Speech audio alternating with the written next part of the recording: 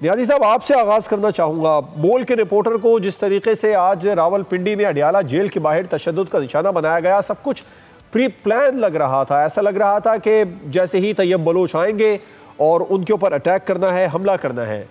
पाकिस्तान तहरीक इंसाफ इस मामले पर माजरत करेगी बाकायदा तौर पर? जहां इतने लोगों को ऑफ एयर कर दिया गया, वहां तो आपने आज तक सवाल नहीं किया कि जी मीडिया के लोगों के साथ ज्यादती हुई है।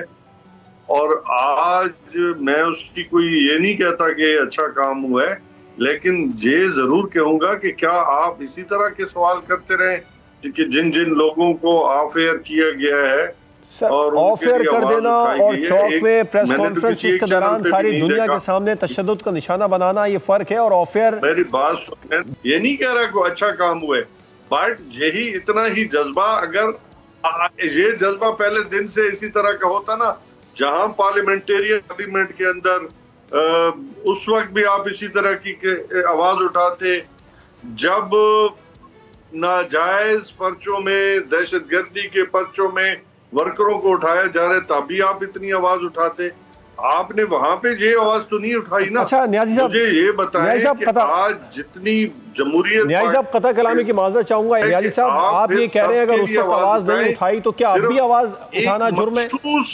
मखसूस चीज को आगे लेके जाना ये सहाफत नहीं है सर। जहां जहां सहाफती इक़दार को पामाल किया गया, बोल न्यूज ने उस पर आवाज उठाई है, और आज तो बराह रास्त बोल न्यूज पर ही हमला किया गया। आप कह रहे हैं कि इस पर खामोश रहा जाए। चले, अगर उस वक्त आवाज नहीं उठाई तो क्या? आप अपने क्लिप भेजें, मैं देखूंगा कि कहां कहां आवाज उठाई। आदिल कहीं पे भी नहीं उठाई।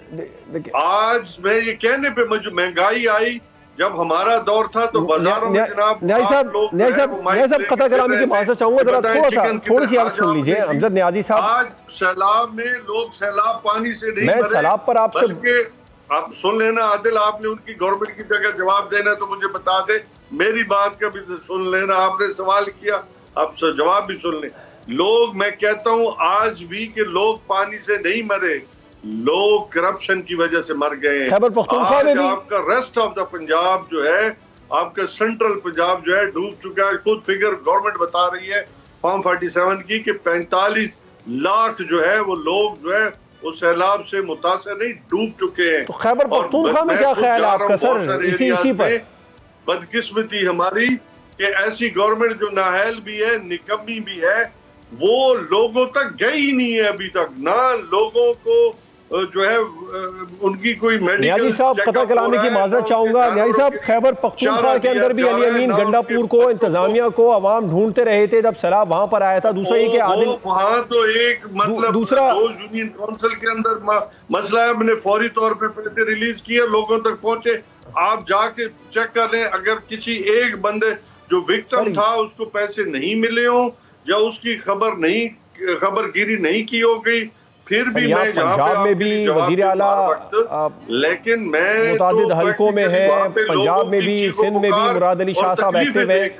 आप ऐसा तो नहीं कह सकते कि सिर्फ अली अमीन गंडापुर साहब या खैबर पख्तूनख्वा में काम हो रहा है। सर दूसरा ये, अल्लाह का बंदा आदिल, वो दरिया के किनारे पे वो खड़े होके देख लेते हैं, जब वो खड़े हो जाते हैं किसी सड़क के किनारे, लोगों के पास जाए ना, लोगों के पास तो गया ही कोई नहीं। न्यायी साहब लोगों के पास गए। दूसरा ये कता कलामी की माजरत मैं आपसे बार बार अर्ज कर रहा हूँ, आदिल अब्बासी साहब छुट्टियों पर हैं, मैं उनकी जगह पर, उनकी जिम्मेदारियां मुझे दी गई हैं। जवाद कमाल अर्ज कर रहा हूँ। मदोखिल साहब, आपकी तरफ आना चाहूंगा।